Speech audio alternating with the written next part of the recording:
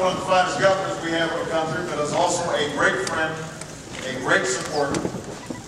His entire family has been wonderful, and so I just could not be prouder to associate myself with the outstanding work that Jim has done in the state. Please give him a big round of applause. Mayors in the House. First of all, your own Dave Cheslovich is here.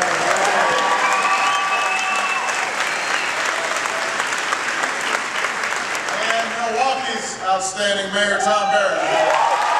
I'm so impressed with the work that's been done here at Wright Middle School, and I know that Principal Nancy Evans deserves a huge amount of credit.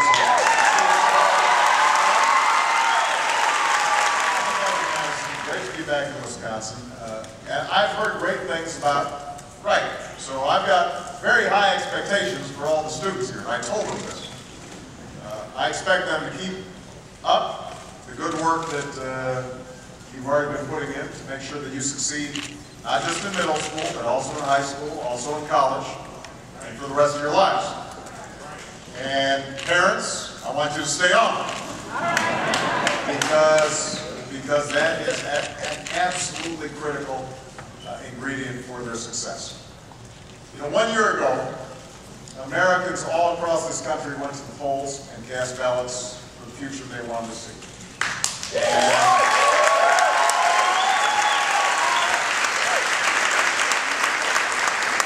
Election day was a day of hope, it was a day of possibility, but it was also a sobering one. Because we knew even then that we faced an array of challenges that would test us as a country. We already saw that there was a financial crisis that threatened to plunge our economy into a Great Depression, the worst that we've seen in generations. We had record deficits, 2 wars, frayed alliances around the world. Facing this reality, my administration had 2 fundamental obligations. The first was to rescue the economy from imminent collapse. And while we still have a long way to go, we have made meaningful progress toward achieving that goal. We acted boldly and swiftly to pass the Recovery Act. That has made a difference for families right here in Wisconsin. And Jim, your governor, described the difference that it's made. We put a tax cut into the pockets of 95% of hardworking families. We created or saved over 1 million jobs, including 4,000 education jobs right here in Wisconsin. Unlock our frozen credit market so that the ordinary American can get the loan that he or she needs to buy a home or a car, to go to college or start a new business. We've enacted measures to stem the crisis in our housing market, to help responsible homeowners stay in their homes and curb the decline of home values overall. So all these things contributed to the first quarter of economic growth that we've had as a nation in over a year. The rate of job loss is slowing, although not nearly fast enough yet. The work continues, but we're moving in the right direction on fulfilling our obligation to do every single thing we possibly can to pull this economy out of the ditch and to make sure that people can find jobs that pay good wages. That's our top priority.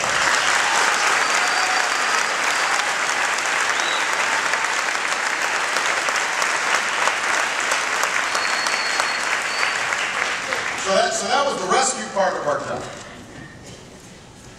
Just solving the immediate crisis. We also came into office with another goal, another obligation. Not simply to do what needed to be done to deal with an emergency crisis, but to make those long-term investments necessary to build our economy stronger than before. It was an obligation to tackle problems that had been festering, problems that had been kicked down the road, year after year, decade after decade. Problems that have to be overcome for America to move forward. See, even before the crisis, we were having big problems. We were just papering them over. Manufacturing was declining, and we weren't producing as many high-tech, high-skilled jobs as we needed to be. We had an energy situation where suddenly oil producers or speculators want to constrict supply, and next thing you know, you're paying $4 at the pump. So we didn't have energy independence. Healthcare costs were skyrocketing before the crisis, so that families were seeing more and more out-of-pocket costs and essentially trading away salary and wages just to keep up with their premiums. Right? So we had an obligation to create a better healthcare system that works for our people, our businesses, and our government alike. That's why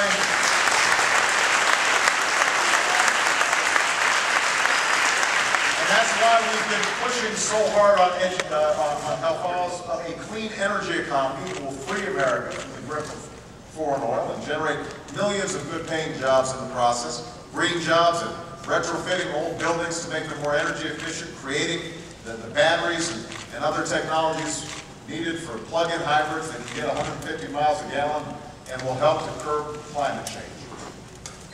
And that's why we're taking up the cause that I'm here to talk about today. And that is offering the best possible education to America's sons and daughters. Has long rested on how well we educate our children. But this has never been more true than it is today.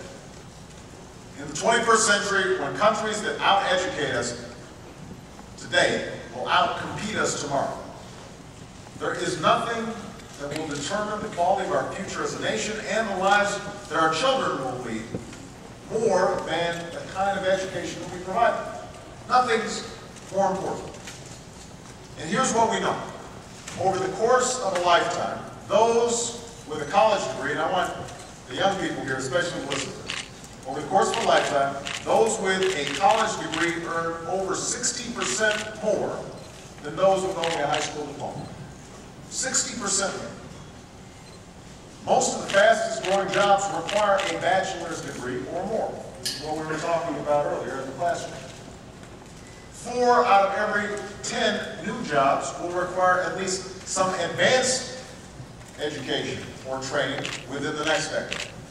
So put simply, the right education is a prerequisite for success. There was a time when if you just got a high school education and you were willing to work hard, you could get a job in a trade or in the factory paid a middle-class wage. And those days are declining. The currency of today's economy is knowledge. And yet, we continue to trail other countries in a number of critical areas. The United States, a nation that has always led the way in innovation, is now being outpaced in math and science education.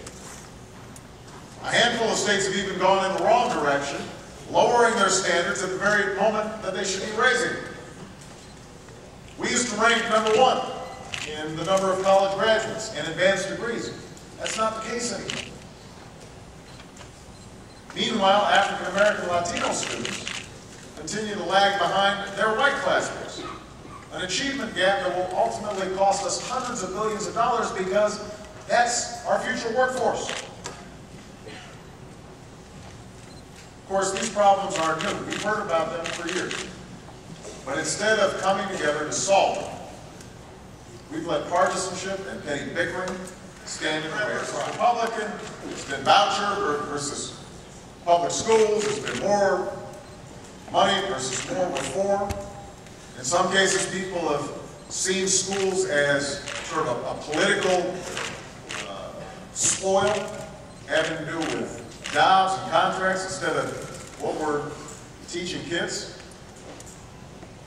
And this status quo has held back our children. It's held back our economy, and it's held back our country for too long.